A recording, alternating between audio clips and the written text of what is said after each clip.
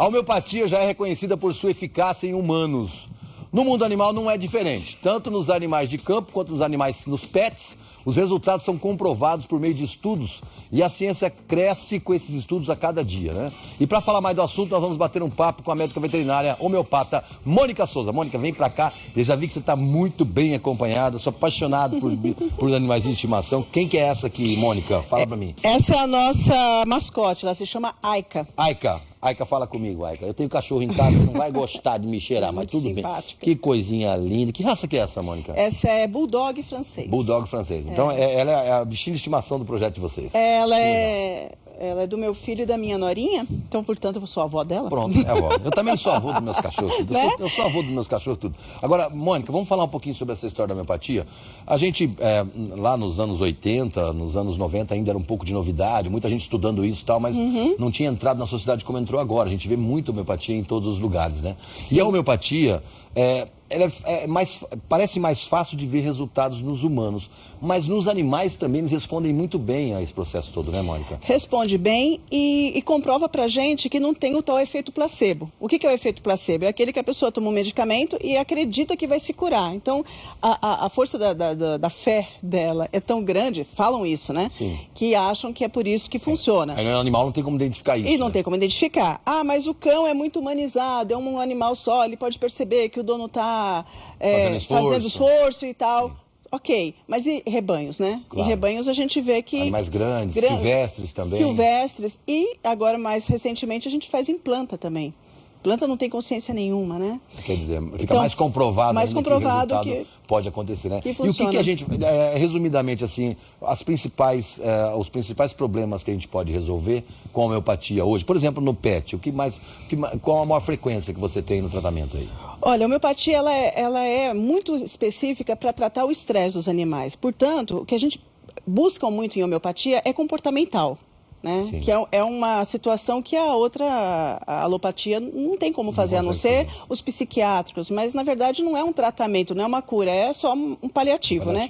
Então, mais é comportamental. E equilibrando o comportamental, todo o resto equilibra. O animal fica reequilibrado na sua força vital e não fica doente. Ele saudável luta contra as doenças, então ele fica com aquilo que a gente chama de resistência alta, alta imunidade. Então ele não fica doente. E a gente viu, outro dia eu vi algumas notícias sobre a cura de animais, ou essa melhoria do desempenho de animais que estavam no CRAS, inclusive, né? Tem uma história dessa, né? Que animais silvestres, que daí aumenta essa qualidade da homeopatia, que é você tratar até animais que são mais arredios, animais que não estão acostumados com o ser humano e foram tratados com homeopatia, é isso? Então, a gente tem um projeto lá há 2 anos, já fizemos no passado e retomamos agora. Ele está amadurecendo esse projeto. O que a gente observa? O animal, o silvestre, ele é muito estressado. Ele chega estressado. Ele está na natureza e alguma coisa acontece, atropelado, ele é alvo de tráfico, por exemplo, de animais, e chega lá muito estressado. Então, a gente já tem um protocolo anti-estresse assim que eles chegam. A primeira coisa, todos eles recebem. Aí vão ver as condições especiais de cada um. Aquilo que é atendido com os nossos produtos de linha, eles fazem. Já tem os veterinários estão todos treinados para isso. Se tiver algum caso específico que necessita de uma consulta específica, a gente vai lá e faz também essa consulta e consegue resolver. Então, outra coisa também, o animal silvestre, não se tem muito estudo sobre o que ele é. Por exemplo, a gente sabe o que gato tem alergia, o que cavalo tem alergia, o que cachorro tem alergia a fármacos. Os silvestres não tem muito estudo sobre isso. Então, você pode dar um fármaco para ele e ele morrer ali por alguma reação do medicamento. O homeopático não tem esse perigo. Porque ele não tem a reação adversa, ele não tem esse problema. Exatamente. Então é por isso não tem como não ser aceito pelo animal, pelo organismo do animal. E alguns resultados lá foram muito interessantes. Por exemplo, papagaios que são pegos de apreensão, né? Então vem muitos, esse pessoal que faz tráfico de animais, eles chegavam estressados. Como é que eles demonstram estresse? Diarreia. Então, dava uma diarreia geral nos papagainhos e eles morriam, muitos morriam, tipo assim, 80% morria.